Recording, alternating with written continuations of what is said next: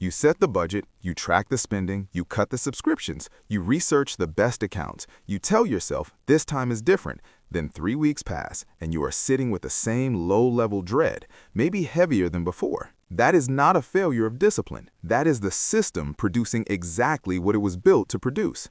The more effort you apply to your finances, the worse the stress gets. Not because you were doing it wrong, because effort was never the mechanism that produced stability. The reason this happens is structural, because built into how the stress response interacts with decision-making.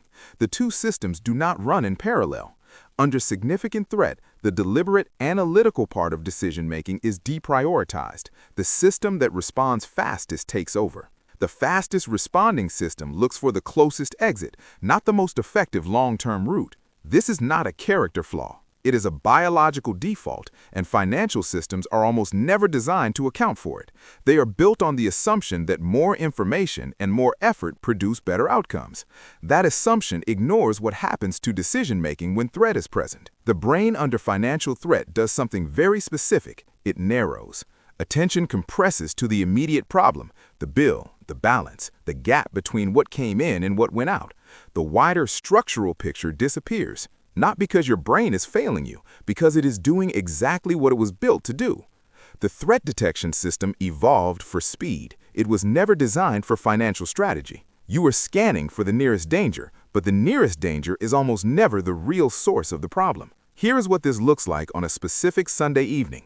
You sit down to review the accounts, your chest tightens before the screen even loads, you find a $12 subscription you forgot about, you cancel it, something releases briefly. You close the screen. By Monday evening, the dread has returned, exactly as heavy as before. The subscription was a real line item. The relief was borrowed time. But there is something underneath this that nobody addresses directly.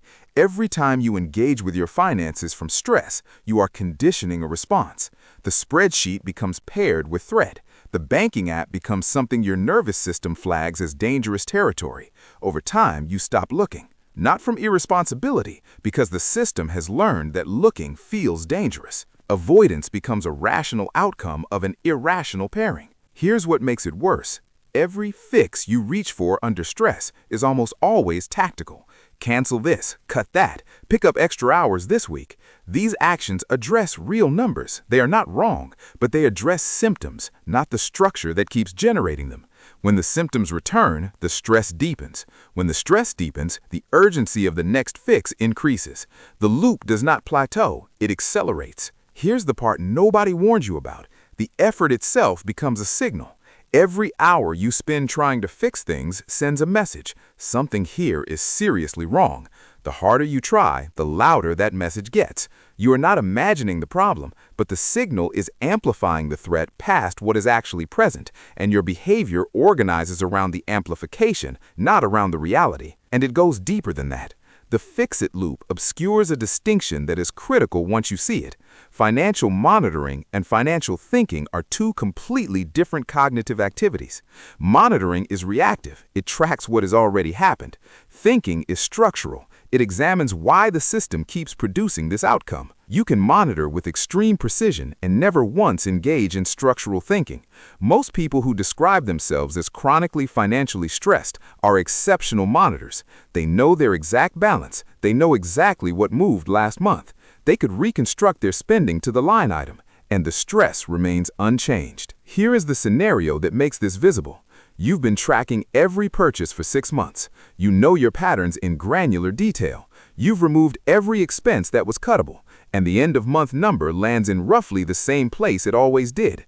You keep tracking because stopping feels like abandonment, but the tracking is not producing movement. It is producing data that has no structural home.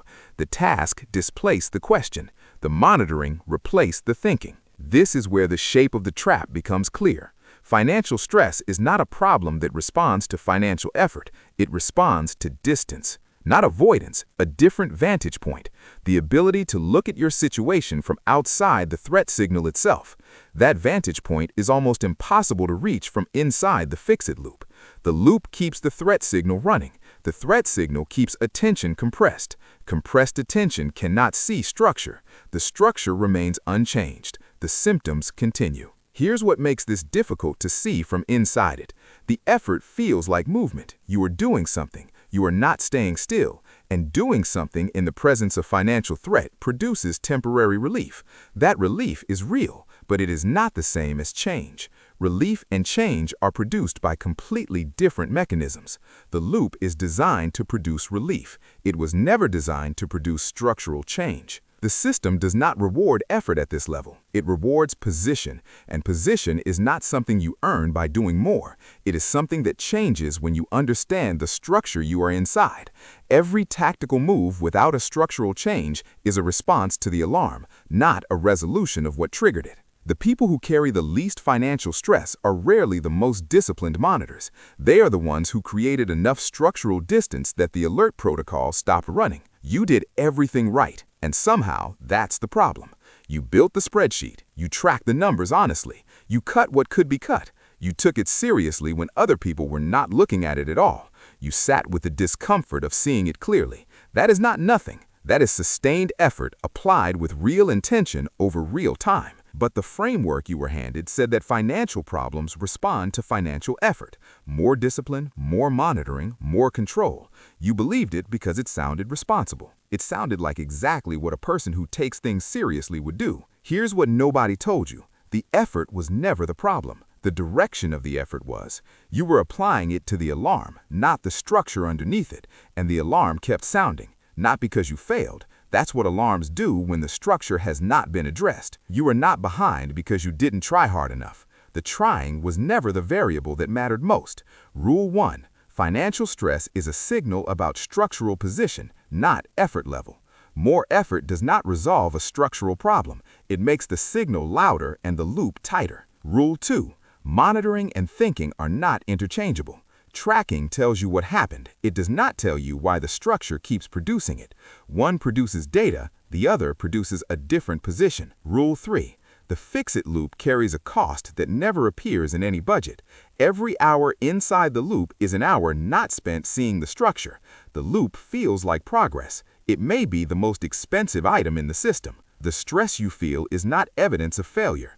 It is evidence that you are inside a specific kind of system, one that produces this outcome most reliably for the people who take it seriously. The ones who take it most seriously try the hardest, and trying the hardest inside this particular structure tightens the loop rather than loosening it. But that shift is not made by trying harder. It is made by understanding what kind of system you've been operating in.